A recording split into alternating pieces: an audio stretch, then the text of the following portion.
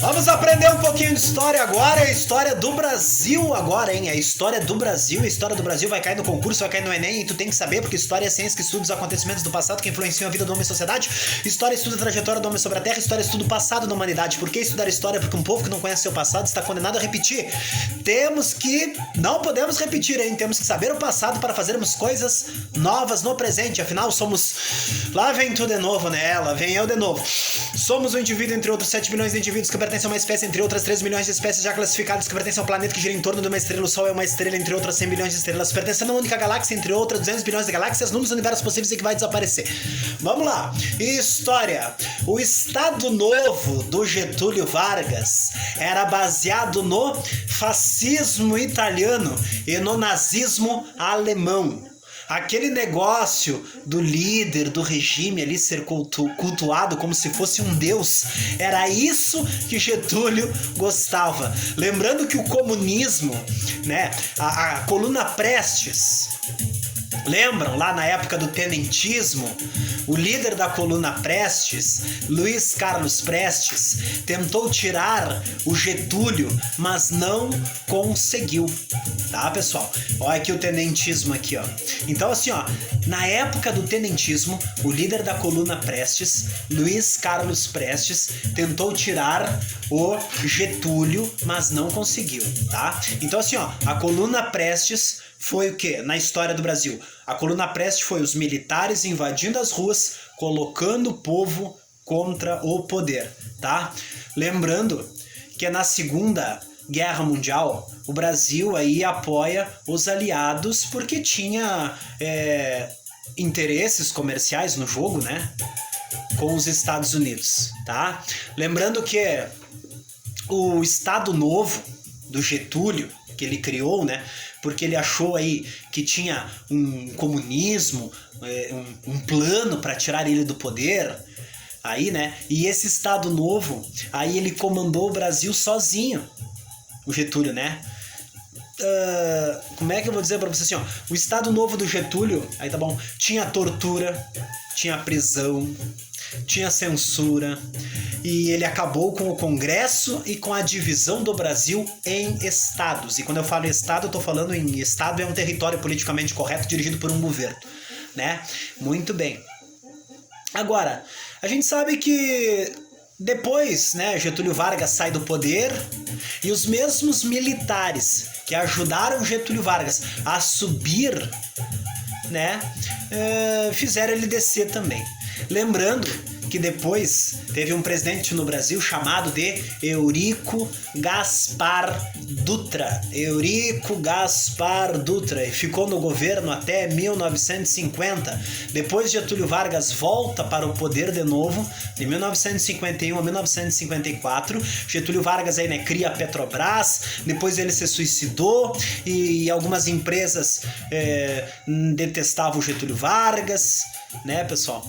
E a gente sabe que grande Getúlio, né? Lembrando que vocês sabiam que tinha o estado de Guanabara? Até o estado de Guanabara tinha, né?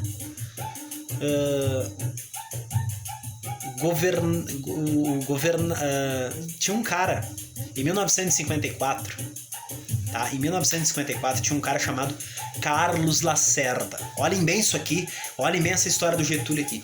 Tinha um cara chamado de Carlos Lacerda, e que era o principal. Aqui tá o slogan, né? O petróleo é nosso, de Getúlio Vargas, né? Vamos ver se tem outra foto aqui.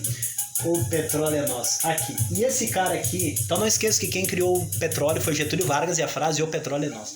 Esse cara aqui, ó, Carlos Lacerda, era o principal inimigo de Getúlio Vargas. Ele foi ferido em um atentado.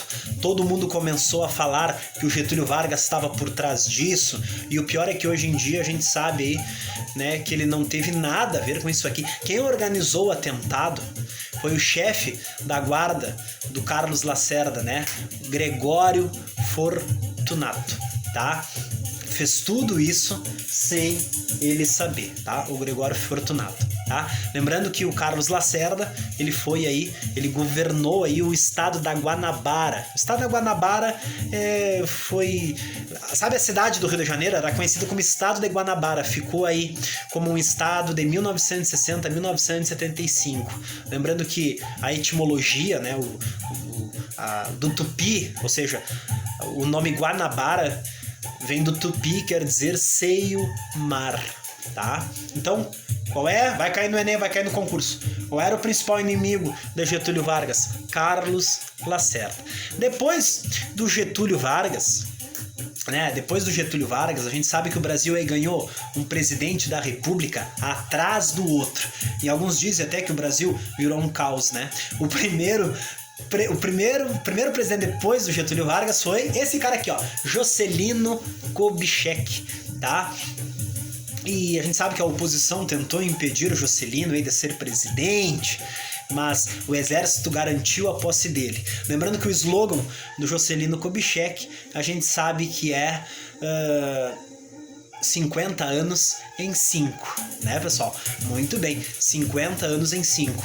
E, ou seja, Juscelino seguiu com a indústria, né? Aquela ideia sempre das empresas multinacionais, né? As empresas multinacionais que atuam em vários países, né? 50 anos de progresso em 5 de governo. Azar Juscelino, hein?